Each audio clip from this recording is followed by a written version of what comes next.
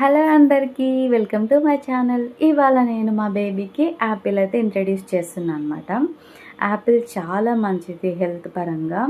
And పిల్లలకి starting మనం Apple ఇవ్వచ్చు, బనానా కూడా ఇవ్వచ్చు. కానీ మీరు ఒకటి గుర్తుపెట్టుకోవాల్సిన విషయం ఏంటంటే, మనం ఏ ఫుడ్ ఇచ్చినా సరే పిల్లలకి ఒక 3 డేస్ వెయిట్ చేయాలి. ఆ ఫుడ్ పడుతుందో లేదో మనకు తెలుస్తుందన్నమాట. అండ్ యాపిల్ని అయితే నేను అలా పీల్ తీసేసి వాటర్ బాయిల్ చేసి స్టీమ్ అయితే చేస్తున్నా.